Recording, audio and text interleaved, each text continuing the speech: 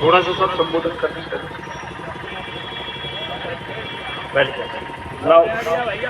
कहाँ है सैनी साहब?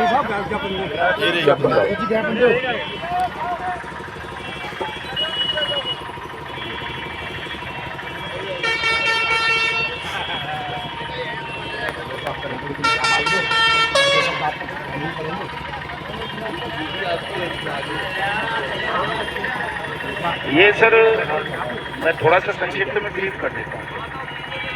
हमारी पार्लियामेंट ने 2019 में एक कानून बनाया था, अनियमित जमा योजनाएं पाबंदी अधिनियम 2019, पार्ट्स एक्ट उसी को बोल देते हैं शॉर्ट में। इस कानून में ये गारंटी दी गई है जो भी भूमि पीड़ित हैं, किसी भी कंपनी या सोसाइटी वगैरह के जो पोंजी स्कीम का शिकार बनी, उन लोगों का पैसा सरकार वापस करेगी। 180 दिन में करेगी, 2 से 3 दिन में, वो 180 दिन में करेगी, 2 से 3 गुना करेगी और आवेदन लेकर के करेगी। तो हम चूँकि मथुरा हैं इस वक्त, तो मथुरा में भी ऐसे लगभग 7-8 लाख लोगों ने आवेदन हुए हैं, 2-3 साल से ये हो रहे हैं, लेकिन क्योंकि टाइम बाउंड एक्ट है तो उस प्रक्रिया को फॉलो नहीं किया जा रहा है पूरे देश भर में। तो आज का हमारा जो कार्यक्रम है ये राष्ट्रीय स्तर का कार्यक्रम है। हम यहाँ से पदयात्रा का कार्यक्रम था हमारा संसद भवन तक, पदयात्रा करेंगे 15 नवंबर तक लगातार, लेकिन पदयात्रा का कार्यक्रम तो हम स्थगित कर रहे हैं क्योंकि बीच में और उनकी बागेश्वर बाबा की यात्रा आ रही है, तो उसकी वजह से कहीं कोई और होना हो जाए दिक्कत, तो इस वजह से। लेकिन 15 को हम सीधे संसद पहुँचेंगे।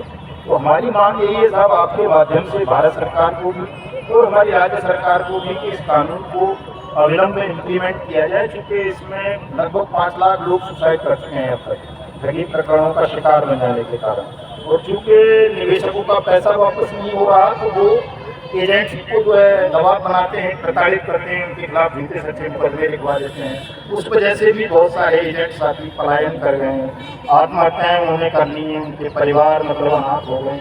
बहुत बड़ी पीड़ा है साहब, मतलब इस पर अगर हम कहेंगे तो बहुत लंबा निकल जाएगा, लेकिन संक्षिप्त में यही है कि एक तो हमारे निर्दोष एजेंट साथियों को प्रताड़ित ना किया जाए और जिनका पैसा है उस पैसे को उस कानून के द्वारा वापस कर दिया जाए जो कानून हमारी संसद ने बनाया है और इसी सरकार के कार्यकाल में बना है। उन्होंने वादा भी किया था कि हम सबका पैसा वापस करेंगे, लेकिन ये हो नहीं रहा और इसकी वजह से साहब रोष बढ़ता जा रहा है। देश भर में लगभग 50 करोड़ पीड़ित, ये रोष को सरकार ज़्यादा ना बढ़ाए। आपके माध्यम से हम सरकार से यही प्रार्थना करेंगे कि ये रोष ज़्यादा ना बढ़े, तो ये सरकार के भी हित में होगा, हमारे होगा, राष्ट्र के हित में भी होगा। अब आपको जो भी उचित लगे साहब आप अपना 2-4 मिनट का संबोधन हमारे तमाम साथियों को दे दें।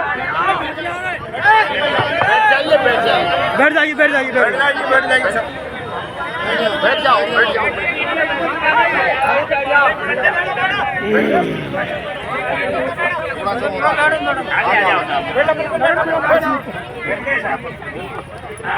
आज यहाँ बर्ड्स एक्ट 2019 के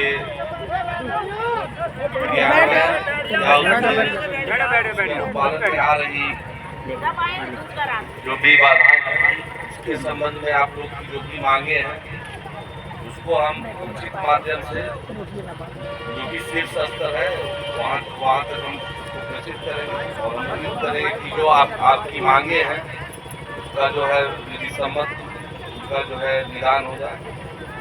बाकी जो भी आपकी मांग है उसको हम उचित माध्यम से जो भी शीर्ष स्तर, क्योंकि ये तो पॉलिसी में भी कहा हम लोग कर रहे हैं, तो हम इसको जो है उचित माध्यम से भेजेंगे और हम उम्मीद करेंगे कि जो आपकी मांगे हैं वो सम्मत तरीके से उनका जो है। हमारे बीच में सीओ साहब भी आए हैं, संदीप कुमार सिंह साहब, जो कि एजेंट की पीड़ा साहब आपके महकमे से भी बहुत ज़्यादा जुड़ी हुई है। झूठे मुकदमे दर्ज हो जाते हैं, उनको पुलिस बुला के प्रताड़ित करती है। तो चूँकि हमारे डीजीपी यूपी ने डायरेक्शंस भी इशू की हुई हैं कि किसी भी एजेंट को बुला के अनावश्यक थानों चौकियों में प्रताड़ित ना किया जाए। तो आपसे भी अनुरोध करूंगा कि सार्वजनिक सभा में आप भी थोड़ा सा आश्वस्त करें ताकि साथी भयमुक्त हों हमारे। मैं सभी को आश्वस्त करना चाह रहा हूँ कि पहले तो झूठे मुकदमे दर्ज करने के पक्ष में हम लोग नहीं रहते हैं। झूठे मुकदमे जो कराने वाले होते हैं आप ही लोगों के समाज के बीच का ही कोई व्यक्ति होता है, लेकिन हम किसी को झूठे मुकदमे परेशान करने का काम नहीं करते हैं। जब भी हम कोई कार्रवाई करेंगे पूरी विवेचना करके साक्ष्य संकलित करने के बाद ही करेंगे। इसमें किसी को कोई संदेह नहीं होना चाहिए कि झूठे मुकदमे में कोई परेशान होगा, बिल्कुल नहीं होगा।